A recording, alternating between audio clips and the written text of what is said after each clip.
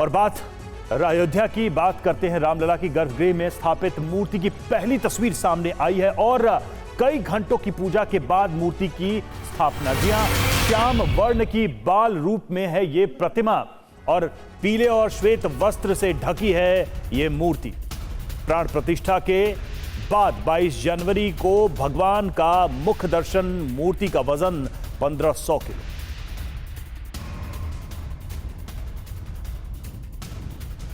तो पहली तस्वीर सामने आई है। टीवी9 भारतवर्ष ने सबसे पहले रामलला की तस्वीर, उनकी मूर्ति की तस्वीर, गर्भगृह में स्थापित मूर्ति की तस्वीर दिखाई पूरे भारत को, पूरी दुनिया को। और प्राण प्रतिष्ठा के बाद भगवान का मुख दर्शन होगा और सभी दर्शनाभिलाषियों को दर्शन होंगे। रामलला के गर्भगृह में स्थापित की गई मूर्ति और उसकी पहली ये तस्वीर जो सामने आई है वो हम आपको दिखा रहे हैं।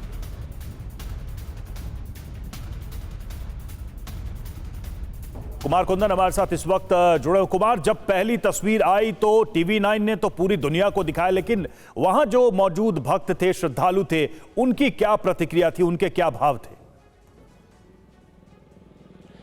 रवि, जिस दिन से मूर्ति की तो बात छोड़िए, जब से वो रैंप बनके तैयार हुआ गर्भगृह का, जिस प्लेटफॉर्म पे कह सकते हैं कि भगवान राम का विराजमान होना तय हुआ, उसके बाद से ही हमने देखा कि जब कोई भी वहां पे कारीगर या कोई भी वहां पे काम करने वाला जाता था तो सबसे पहले वहां पे वो साष्टांग दंडवत होता था।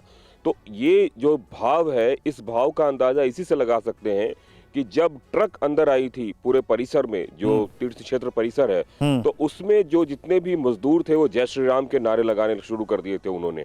ये बात मैं परसों की बता रहा हूँ, जब पहली बार शाम को 8 बजे के आसपास भगवान की मूर्ति अंदर आई थी। कल जब 1:20 पे जब ये सारा कार्यक्रम शुरू हुआ तो जो L&T और टाटा के इंजीनियर्स और मजदूर हैं, उन लोगों ने मिलके जो है इसको पूरा प्लेटफॉर्म पे रखा था और जय श्री राम के नारों के बीच उसको जो है वहाँ पे रखा गया था। तो ये तस्वीर और बहुत ही खास थी और नेचुरली है कि जो भाव है वो भाव बहुत ही वर्षों से किसी के सीने में दबा हुआ था।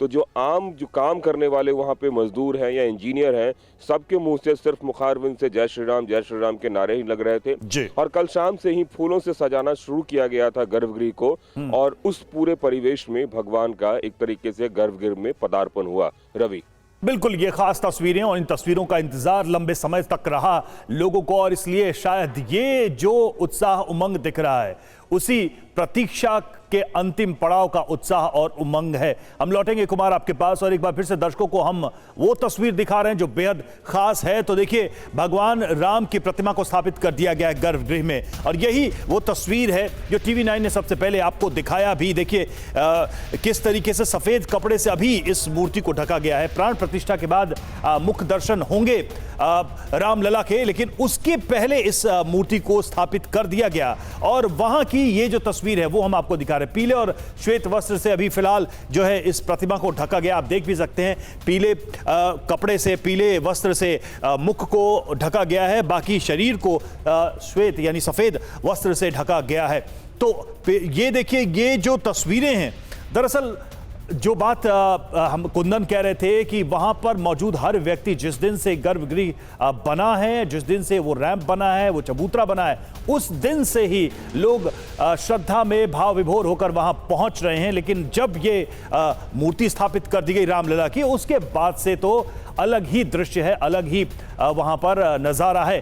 कुमार कुंदन हमारे साथ जुड़ो, एक बार फिर से उनके पास चलेंगे। कुमार, अब तो मुख दर्शन के लिए प्रतीक्षा है प्राण प्रतिष्ठा के अवसर की, लेकिन उसके पहले अब चूंकि एक तरीके से पदार्पण हो गया है रामलला का गर्भगृह में, तो अब से क्या क्या पूजा अर्चनाएं, प्रार्थनाएं वहां पर की जानी है? क्योंकि एक तो था कि रामलला अभी विराजमान नहीं हुए थे अपने गर्भगृह में, लेकिन अब वो विराजमान है।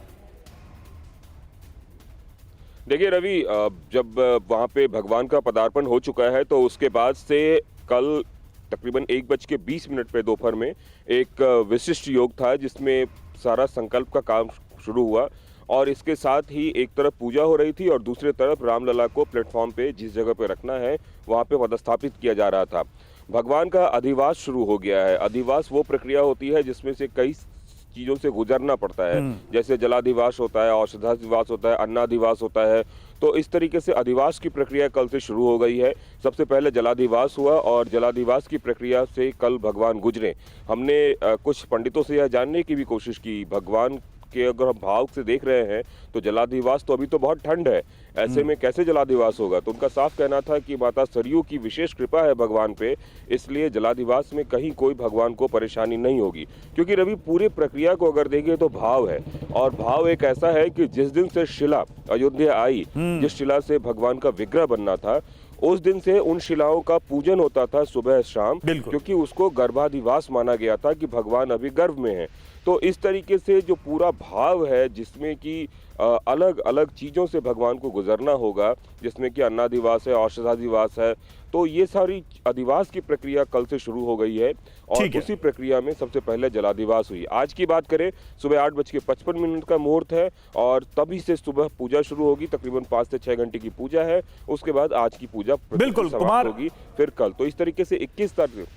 कुमार, जिस तरह से आप बता रहे हैं, हर एक चरण अपने आप में भक्तों के लिए भावपूर्ण चरण है और इसी वजह से जो कुछ भी हो रहा है उसे भक्ति भाव के दृष्टि से लोग देख रहे हैं। शुक्रिया आपका हमसे जुड़ने के लिए, इस बातचीत के लिए। और आपको बता दें कि गुरुवार रात 11:30 बजे सबसे पहले TV9 भारतवर्ष संवाददाता कुमार कुंदन ने रामलला की ये जो तस्वीर हम आपको दिखा रहे हैं वो भेजी और साथ ही विश्व को रामलला की मूर्ति के प्रथम दर्शन कराए, जो तस्वीर हम आपको लगातार दिखा भी रहे हैं।